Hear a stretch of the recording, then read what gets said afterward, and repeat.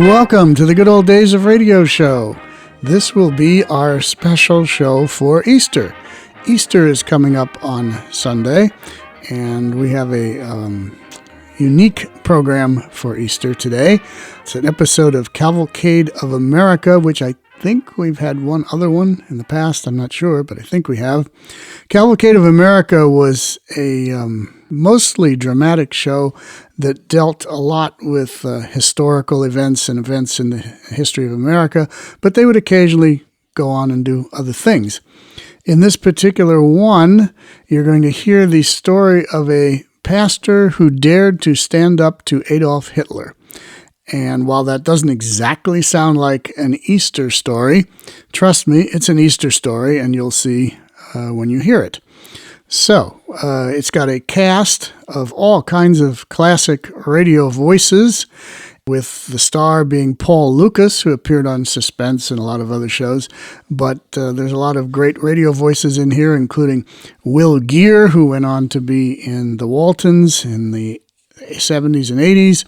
Jackie Kelk, a kid actor, Ted Jewett, Edward Sloan. Anyway, lots of vintage radio people. Listen for the Sound of Wings is the title, from April 19th, 1943. The Cavalcade of America, sponsored by the DuPont Company, maker of better things for better living through chemistry, presents Paul Lucas as Pastor Martin Niemöller of Berlin in an original radio play, Listen for the Sound of Wings.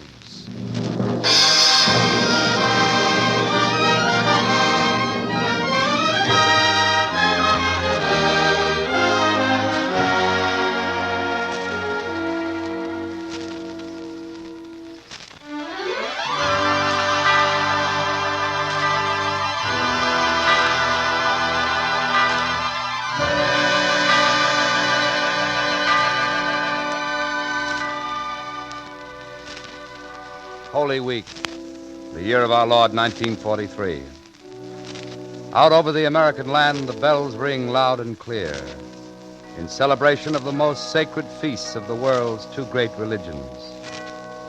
Under the sign of the cross and under the six-pointed star of Israel, men and women of goodwill are reaffirming this week a basic right of American citizenship. The right of every man to worship after the manner of his believing.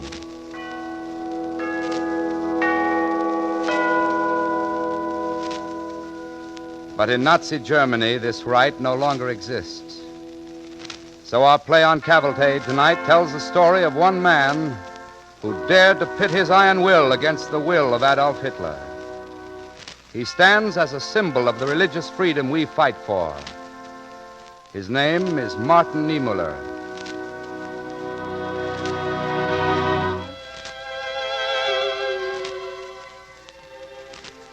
Our play, called Listen for the Sound of Wings, is based in part on documental facts and on material gleaned from the silent shadows of the concentration camp where Martin Niemöller is today confined.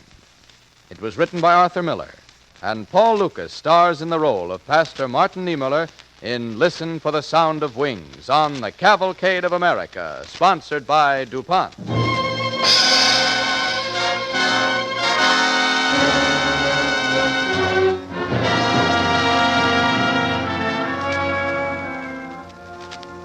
The year 1933, the day before Germany's last election. Adolf Hitler and his lieutenants are sitting in their Berlin office. They are quiet. They are waiting for a visitor. It is 3 o'clock, Adolf. Yes, he is always prompt. Himmler, stay in the next room. I want you here, Rudloff and Rosenberg, you, Goering, Goebbels, and Hess. Now, understand this. When he enters, you will all rise and salute him according to his rank as former U-boat commander. Remember, Rosenberg, this is no village parson. Pay him every respect, even above me. He must endorse the party for tomorrow's elections. His voice carries into every church in Germany. Pastor Martin Niemöller is here, mein Führer. Show him in. On your feet now. Herr Commander Niemöller, welcome. At your ease, meine Herren. I have been out of the Navy for 20 years. You mustn't salute me. It was automatic, Herr Pastor. A man looks at you and wants to salute. I am flattered, Herr Hitler. But I've come for other business. Good. Have a chair. Between soldiers, there is no need for small talk, Herr Pastor. You understand, of course, that Germany is at the 11th hour. That I understand, Herr Hitler. But something else I do not understand. I am at your service, Herr Pastor. When your Nazi party began its propaganda, we of the church understood that you were trying to change Germany back to what she was before 1914. Herr Pastor, in Germany, once we are in power, the priest and the minister will stand beside the government again, not like an orphan left to pick crumbs in the streets. First and foremost, a Nazi is a Christian, Herr Pastor. Good, that is good. But tell me then, why do you make propaganda against religion? Simple, Herr Pastor. We are realists. A Nazi does not live in the clouds. The atheism we preach sometimes is purely a tactic. In other words, a strategic lie, Herr Pastor. But a lie is a lie, Herr Hitler. And I cannot go with liars. But if a man lies in order to bring a great good, is there not some honor in it? And could he not be a good man after all? But your stormtroops, they have beaten people. I have heard This they is murder propaganda from the Bolsheviks. This is not true. Well, what about it? Are you for us or against us? That depends on you, Herr Hitler. If you swear to me that no violence will be used to influence the elections tomorrow, and no violence once you are in power, I will guarantee my support. Herr Niemöller, I give you my oath as a soldier. So far as I am able to prevent it, there will be no violence on the part of my Nazis. A soldier's oath, I trust. Then we may announce your support of our party at once. On that condition, you may do so. From this moment, Herr Niemöller, Germany moves toward Christ. For that I pray God, Herr Hitler.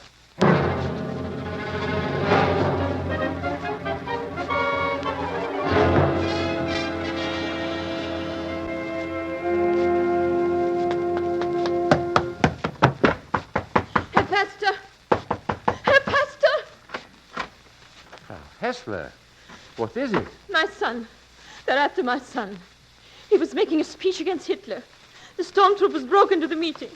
I told him to come here, Herr Pastor. I told him you'd let him hide in the church. Frau Hessler, are you sure he did nothing more than make a speech? Herr Pastor, my husband has been sexton of this church for 15 years. We did not raise a lawbreaker. The Nazis are beating up people all over Berlin tonight. Oh, but Hitler himself gave me his word there would be no violence. Come to the window, Herr Pastor. Across the street. You see them. Sitting in the car there. Machine guns? Yes. They've got machine guns. They followed me here, Herr Pastor. They'll use those guns to shoot down my son like a dog in the street unless you will help. What can I do, Frau Hessler? Go down. Wait for him outside the church door. They won't dare open fire if you are standing there. Very well. For you, I will do it, Frau Hessler. Oh, I knew you would, Herr Pastor. I told my husband you weren't really with the Nazis. Frau Hessler, I must tell you the truth. Herr Pastor, there he is now. Rounding the corner quickly. Wave to him. Show him you know him. Herr Pastor. Herr Pastor.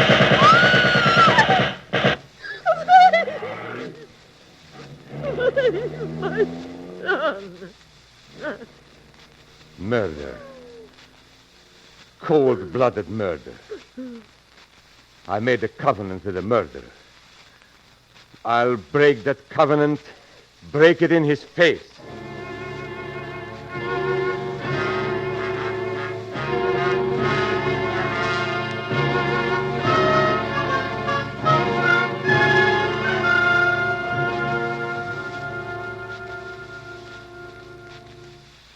I cannot understand you, Adolf. He preaches against you every Sunday. It is known, it is common knowledge. Do you want the country to think that the Nazi party is afraid of Niemöller? Himmler, I am not afraid of Niemöller. Then why is he free? The other priests who fought you, they are where they belong. We are not in power 2 days. This is 3 years we have Germany. Give him to me. He only needs to have his head twisted around. This parson. Now listen to me, Himmler. All of you listen. We cannot wipe religion out in a day. It must be drawn out of Germany as a slow heat draws infection from a wound. Niemöller is that heat. Before we are through with him, he will bend the cross over his pulpit until it is a swastika. I do not know yet just how we will accomplish this. He is very strong, this man. I must understand him. I must win his soul.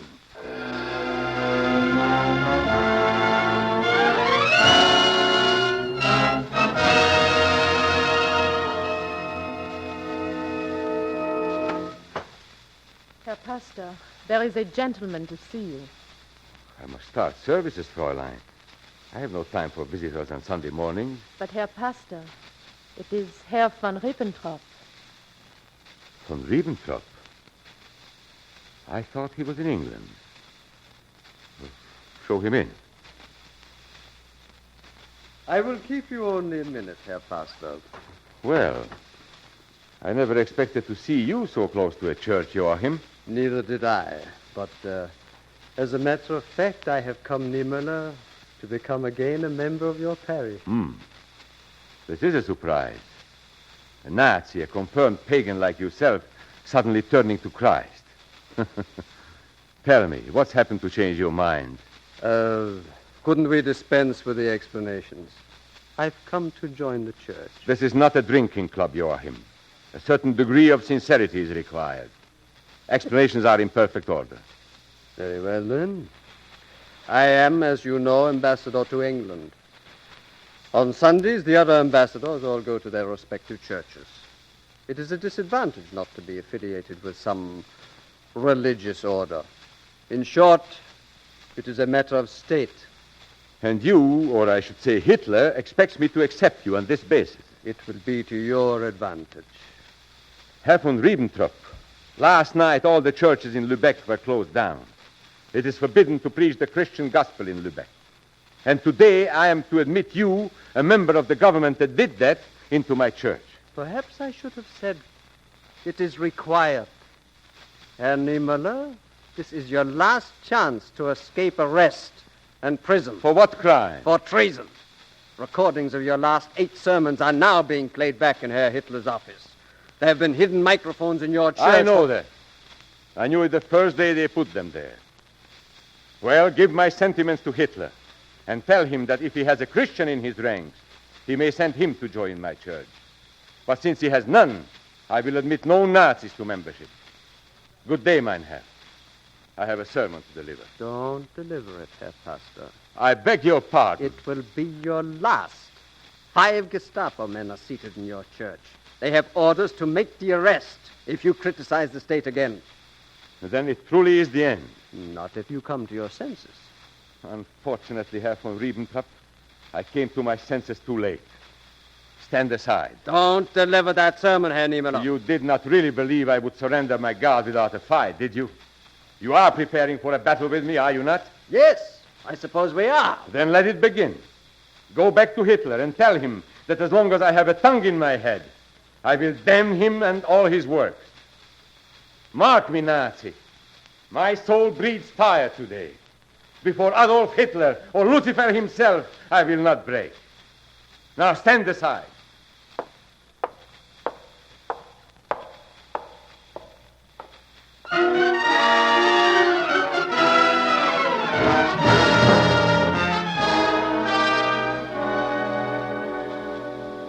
Good people, there is only one question now. If you want to become a beast without a soul, without a mind, you will obey him. But if you obey him, you cannot be a Christian man. I accuse him of violating every precept of Christianity. I go further even than this. To serve him is to serve the very spirit and essence of evil. To obey him is a crime before God. You know of whom I speak. Today I speak his name. His name, good people. Master Niemöller. Yes. You are under arrest. The name of his evil men, good people, is Adolf Hitler. Come down from that pulpit, Niemöller. We will come up and get you. This church is closed. Its congregation dissolved. By order of the Führer.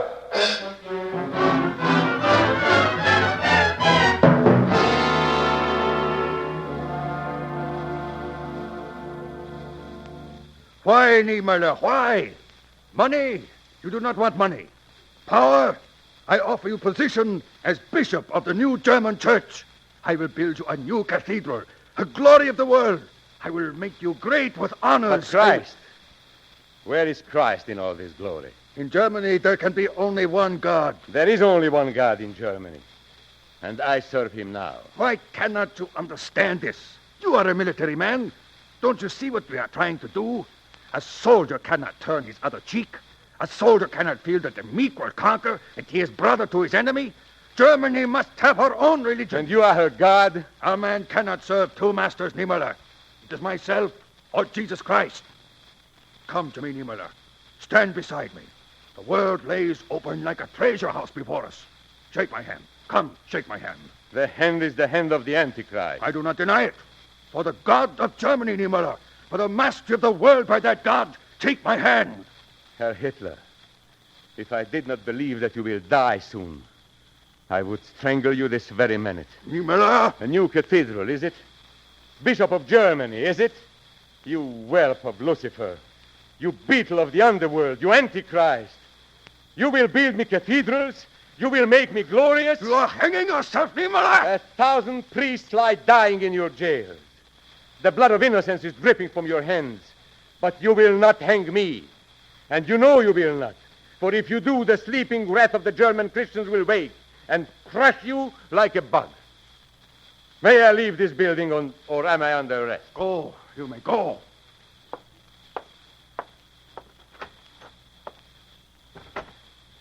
Let him go. The whole city knows he was arrested. They'll say he beat you down. There is no hurry. This is your affair now, Rudloff. In 6 months, I want the living body of Martin Niemöller, and in such good condition that it will stand erect under the robes of the Bishop of Germany. In 6 months, Rudloff, or it is your life.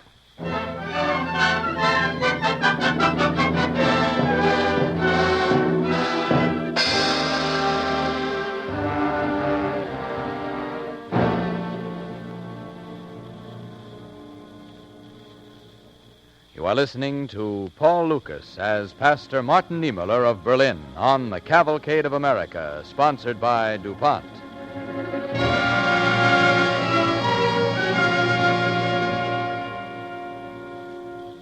Ripped from his pulpit in the midst of his sermon, Niemöller has been brought before Hitler and has been thrown into a concentration camp in an effort to break his opposition to the Nazi state. As our play continues, we see Pastor Martin Niemöller in his cell, being taunted by the Gestapo. Well, that made you comfortable here, Herr Niemöller? They tell me you complained of the rat. They only brought the rat in to keep you company, Herr Pastor. Well, no matter. You are ready to sign the document, Herr Niemöller? Just sign your name. No. I told you no. But it only says you agree with your government. No. Hitler will not take me. He will never have me. Very well, Herr Pastor. I will come another day when you will be more amenable, I trust.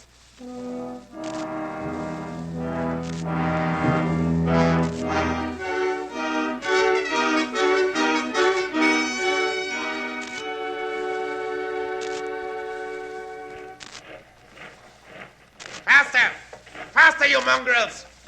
Around in a circle! Around in a circle, march, march! Halt! Niemöller, come here.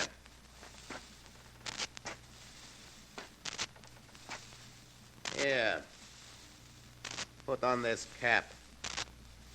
A dance cap? Is this supposed to be... Put it on! There. Look at him, you swine! Niemöller, stand on one foot. Don't he look pretty?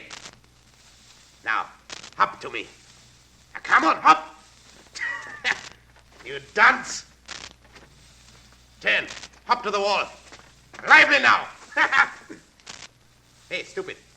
Hop back to me. Now, don't let the cap fall off. Now, back to the wall. Now, come on! Come on, holy, back to me now. Faster, faster. I can't. I haven't the strength. Let me go. Oh, Herr Niemöller, I have here a paper for you to sign. Your name, just your name, and you will be free, rich, powerful. Here is my pen. Go away. Let me alone. Just your name. It will only take a moment, a few strokes of the pen, and this horror ends like a dream. Take the pen. Here. Rudolph, please go and tell Hitler. Yes, what? If he has left in him one spark of humanity, he must stop this. These men are turning into idiots. Last night they made a priest break his crucifix and spit on it. And then they shot him. And I had to watch. They make me watch all the executions. Yes, I know. It is a horrible thing for you, Herr Pastor. It's ridiculous for you to stay here. Take my advice. I am with you. Just sign this agreement to support the government. I will have you out in 10 minutes. The German people must know that it is possible for a human being to have faith enough to stand against him. If I sign, they will know resistance is not possible. Very well, Herr Pastor. As you wish.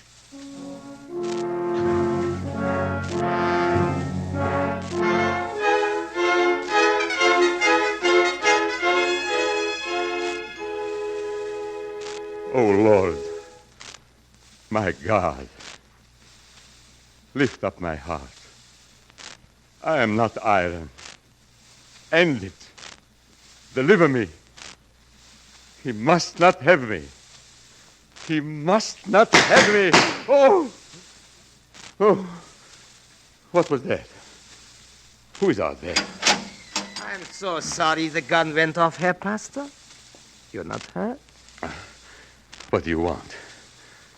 Go away, please. Don't ask me again. Don't ask me. Very well. I'll not ask you. Heinrich, bring in the box and the old man. Come along, old man. Now step lively. All right. Set the coffin on end. Upright. That's it. Now, stand inside it, old man. Oh, please, shoot me now and get it over with. Don't wake me. For God's sake. This is a little test of your Christian principles, Niemöller. We are dramatizing it since you may have become a little slow-witted from your inactivity here. What does it mean? You can save this man's life if you are willing to take his place in the coffin. Or, of course, you can sign the paper. Your choices are quite simple. Otherwise, he will be shot, and you will be allowed to dig his grave. You are trying to make a murderer of me. Oh, that's unfair of you. I'm only trying to make it easy for you to sign this paper. Christian principles. Tell the old man to get out. I'll take his place in the coffin. Oh, no. Don't do it, Herr Pastor. My death means nothing. My life is at an end anyway. Millions of Germans look to your resistance as the inspiration of their own. Give me your blessing, Pastor, and I will die in peace. I cannot hold out any longer, but you are still strong. God, forgive me if I do wrong. The Lord keep your spirit, brother, and welcome you into his kingdom. All right. Take him out and get it over with. Now, Niemöller, march. You will have the privilege of digging his grave. Tomorrow, we will bring you another.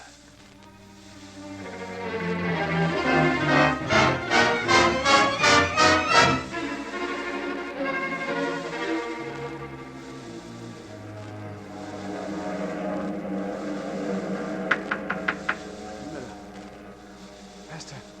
Huh? I'm Kirsten in the next cell. Those planes, you hear them? Oh, curse on them. No. They're not Hitler's planes. They're from England and America, Pastor. I just got the word. Listen. They're going toward Berlin. Toward Berlin? Yes. They are. They are coming over. Niemöller, sign it. I command you to sign this agreement. This very minute. I command you. Command? Yes. Quick now, Nazi. Draw me the list of your commands, but quick before your world comes down. Sign it! Sign what? The paper's melting in the sweat of your palm. You shake like a rag in the wind. Don't you understand me, Nazi? The commanding is over. Your whips are burning. Listen. Listen to the sound of those angels. They are coming with fire from the heart of the world. Shout! Command! Build the walls of your dungeon until the clouds wet them. It matters nothing now. Listen and go down. Hear it. The sound of wings over Germany. The world is born again.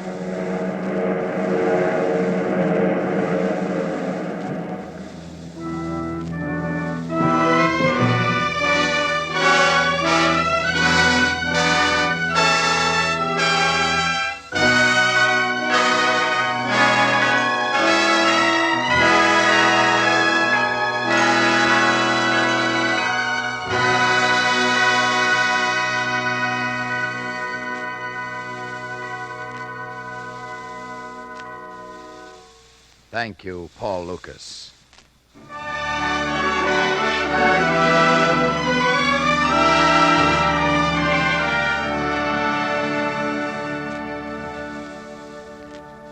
Ladies and gentlemen, in a few moments, Mr. Lucas will return to our microphone. Before we hear from him, we have a story to tell of another of the weapons being used in the fight against Nazism. This story goes back to 1917 and to the soldiers' emergency rations of hardtack and bacon, which they unflatteringly called iron rations.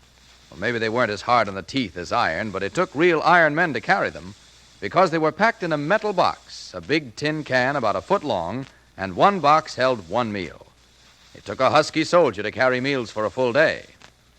In this war, a soldier can easily carry a full day's rations in his pocket. And thanks to general advances in food technology and to development work by technicians of the United States Army Quartermaster Corps, there has been a tremendous improvement in the quality and nutrition value of his emergency field rations. Emergency rations must be light. They can't be bulky, yet they must guarantee a man his daily quota of calories and vitamins. So packaging is important. Packaging that is light, strong, and protective. Packaging that can be counted on to safeguard emergency foods under the most trying conditions. The steamy jungle of Guadalcanal, the insects and torrential rains of New Guinea, the dry, quivering heat of the African desert. The United States Army Quartermaster Corps, working with the DuPont Company and other manufacturers, has developed improved packages for these emergency rations. Sometimes cellophane is used in the transparent sheet you're accustomed to seeing on many of the products you buy. Sometimes, for even greater strength and moisture protection, cellophane is combined with other products like craft paper, glassine, and foil. Most of these laminations, that is, cellophane combined with these other materials, were virtually unknown before the war, although you will see plenty of them when the war is won because they are doing such a good job. It's easy to understand why strength and resistance to all kinds of weather conditions are so important in packaging materials used on rations. Sometimes the rations in larger containers must be thrown overboard from supply ships and floated to the troops on shore. In other instances, they're dropped by pack parachute from a plane. Ration K, the best known and most widely used of the field rations, provides a can of meat or cheese and a package of cigarettes, along with a protective bag of specially processed cellophane containing biscuits, a candy bar, soluble coffee with sugar, a fruit bar, dextrose tablets, and bouillon or lemon juice powder. Many of these components are given added protection with individual wrappers of cellophane. Here is one valuable wartime use of the same cellophane that preserves the goodness and cleanliness of the foods you buy, the freshness of the tobacco you smoke. A war job being done today by one of the DuPont better things for better living, through chemistry. And now, the star of tonight's cavalcade, Paul Lucas.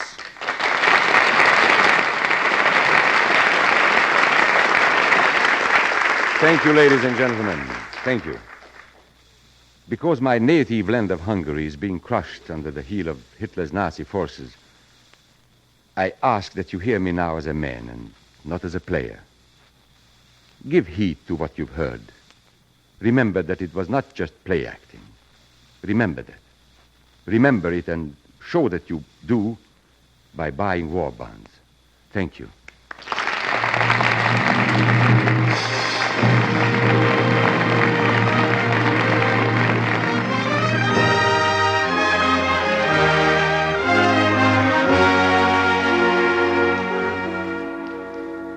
Geronimo!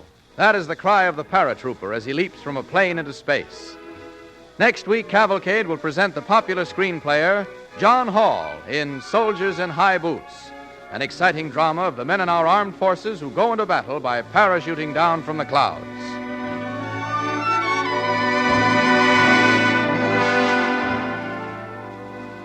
Tune in Cavalcade from Hollywood next week when our star will be John Hall in Soldiers in High Boots. For some of the material used in documenting tonight's play, Cavalcade is indebted to Fleming H. Revell, publisher of I Was in Hell with Niemöller by Leo Stein. The orchestra and original score on tonight's program were under the direction of Don Voorhees. This is Clayton Collier sending best wishes from Cavalcade sponsor, the DuPont Company of Wilmington, Delaware.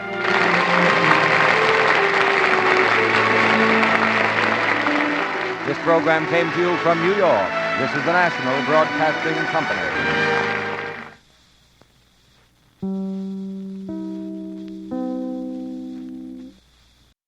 Okay, well, number of things with this. This is an example, or was an example, of something that could not, or probably, well, I guess you could, but would not be done on radio or television today. They very successfully mixed Christian terminology and politics, and you're not supposed to do that these days. But they did it here, and they did it very well, and it gives you a great contrast to see how the world has changed since the World War II days and those before it, and a lot of those days after it. But now you couldn't get away with that these days. I noted before I played this that it was written, well, I said it, but written by Arthur Miller, I guess, but I was hesitant to say anything because I wasn't sure if it was the Arthur Miller. And yes, the Arthur Miller who wrote the famous plays Death of a Salesman, The Crucible, All My Sons, etc., apparently had a radio career, which I was not aware of until I looked it up. And this was one of the plays that he wrote that never became a Broadway play or anything. It was just simply a radio play that I guess was broadcast one time, and that was the end of it. But Arthur Miller was a very, very famous playwright, married to Marilyn Monroe at one point. I confused him in my mind when I first read this with Henry Miller, who wrote one of the first X-rated books that became popular, Tropic of Cancer, but it's not Henry Miller, it's Arthur Miller. Okay, so we got all that right. So, happy Easter to all the friends and listeners of the Good Old Days of Radio show from me and Daniel, and thank you so much for all your support in this program. Hope you are still getting enjoyment out of it. You must be, or you wouldn't be listening. And we'll be back next week with more. But since this is Easter in a few days, we thought we'd give you this for Easter, and I think it was worthwhile. So thank you very much for listening, and see you then.